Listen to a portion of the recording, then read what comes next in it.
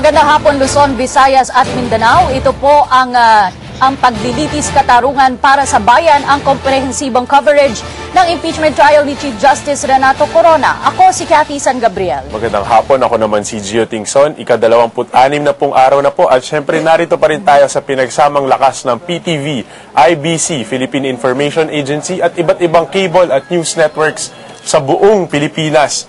Mapapanood niyo rin po kami syempre sa ating live streaming www.ptv.ph. At Gio, alamin muna natin ang pinakahuli kaganapan mula sa paligid ng Senado. Naroon ang aming kasamang si Ralph Rivas. Ralph? Yes, Cathy, Gio, no? Kung pagbabasihan natin ang saloobin ng mga mamamayan sa social networking sites na katulad ng Facebook at Twitter, ay kapansin-pansin nga na nagbalik na ang kanilang sigla sa pagtutok nitong impeachment trial ni Chief Justice Renato Corona. Ito ay matapos kahapon ay tuluyan na ngang tinapos ng prosekusyon itong pagpepresenta nila ng ebidensya laban kay Chief Justice Renato Corona.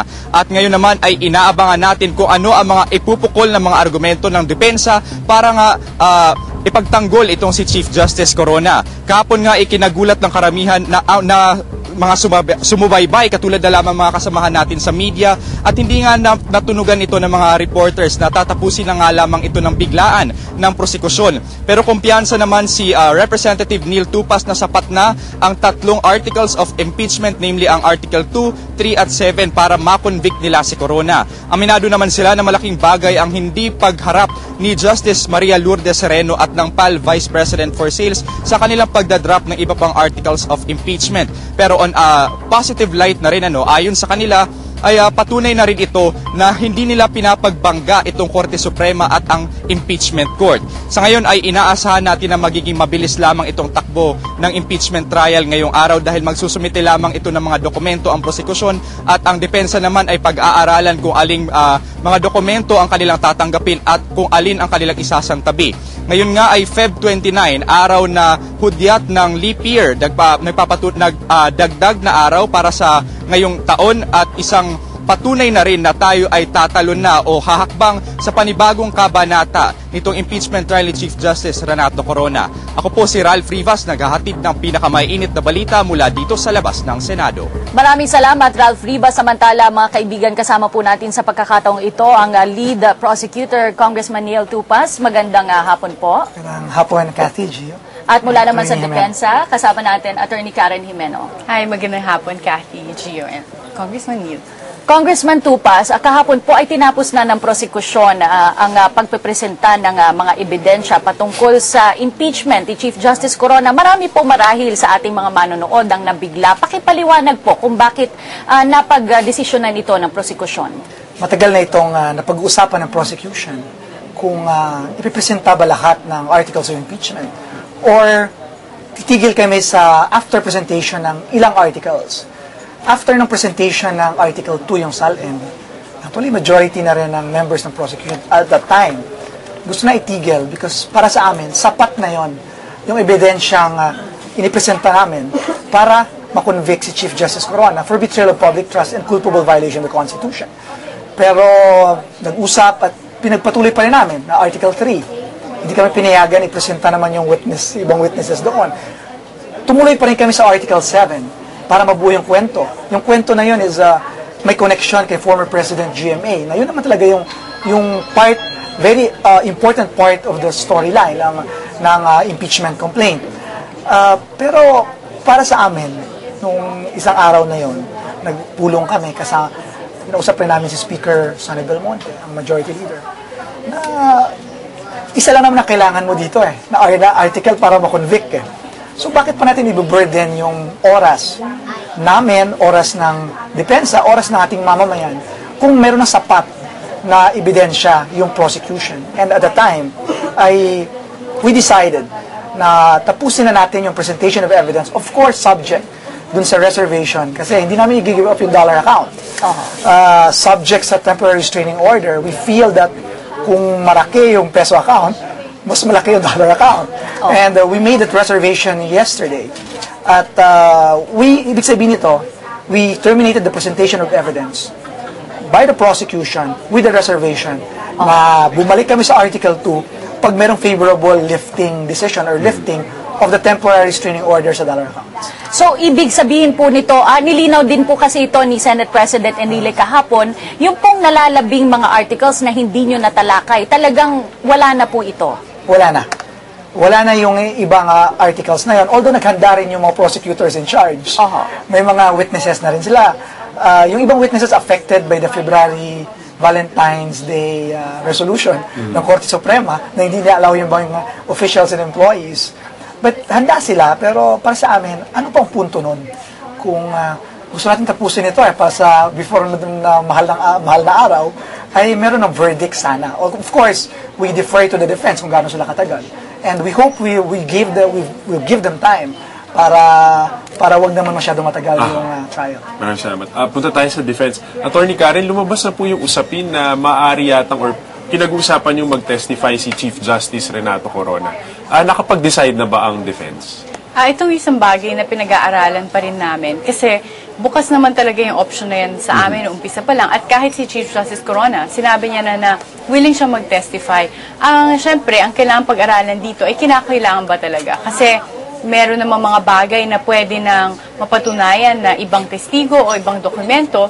So, bilang Chief Justice, marami pa rin siyang trabaho at nakita nyo naman, pag umupo ka sa trial na yan, buong araw mo mauubos. So, para sa amin, siguro papaupuin lang siya dyan kung kinakailangan talaga. During the first weeks, nasabi ni Attorney Esguerra na kung mag-testify daw po si Chief Justice, ibig sabihin malakas ang kaso ng prosecution. Is this still the same statement if he testifies?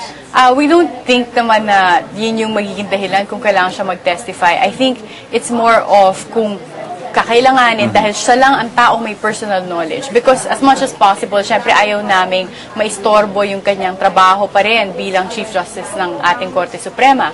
So, kung may ibang bagay, may ibang options na pwedeng hindi siya yung tumistigo, i-reserve na namin siya dun sa kinakailangan talaga. Congressman Tupas, ano pong maaaring asahan ng ating mga manonood ngayong araw na ito mula sa prosekusyon? Well, una, magkakaroon ng tatapusin yung cross-examination sa isang last witness for the prosecution dun sa Article 7. At hihingi kami ng panahon sa impeachment tribunal para bigyan kami ng time mag-file ng aming formal offer of documentary evidence. 247, nagkamali ata ako kahapon. 397 na kahapon. Pero it was actually 247 documents marked so far. At hihingi kami ng time para mag-offer kami. And of course, under the rules, merong right ang depensa na mag-object dyan.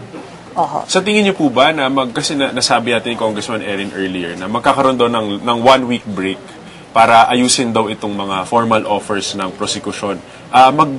Magsisimula na po ba yung depensa during this time or talagang break po ito for the impeachment court? Depende kay attorney.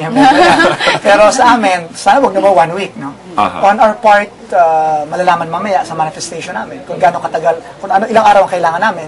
It should be as soon as possible para sa akin. Para mabigyan naman yung depensa rin ng kung ilan hihingi namin, sana wag naman sa humingi na sobra doon na araw para wag tayong masyadong magtagal at mag-continue yung trial natin. Attorney Jimeno, kahapon ay nakapanayam namin si Attorney Kicho at sinabi niya na kahit na daw idadrop yung ibang mga, sakaling idrop at nangyari na nga itong mga ibang articles of impeachment, ay sasagutin pa daw ito punto por punto ng depensa dahil daw po yung sa public perception. Totoo po ba ito? Pagpapatuloy niyo pa rin ba yung ganitong hakbangin? Ito yung isang bagay na pagdedesisyonan syempre ng defense team as a whole, pero I think yung isang i-consider din dito, kinakailangan ba talaga? Kasi dati, kung sasagutin din punto for punto, dahil ito yung, kung hindi lang nila papatunayan, I mean, ibig sabihin, hindi nila withdraw formally, pero ayaw lang nila na magpresenta na ng ebidensya. Pero kung talagang withdraw nila na hindi na ito pag-uusapan ng senator judges, hindi na pagbobotohan, then I think yung isang practical na approach na pwede namin gawin ay wag na din magpresenta talaga ng ebidensya dito. Congressman Tupas, nagpadala na nga po ng invite ang 188 movement ng mga congressmen kay Justice Sereno. May nakuha na po ba kayong tugon? Padala ba? Hindi ko alam yan. Ang alam ko nagpadala si pinirmahan ni Congressman Colmenares, party list representative. Wala pang nakakarating sa akin. Ang sabi ko sa kanila, it should be, sana as soon as possible, malaman talaga natin. Para we can make up the proper manifestation.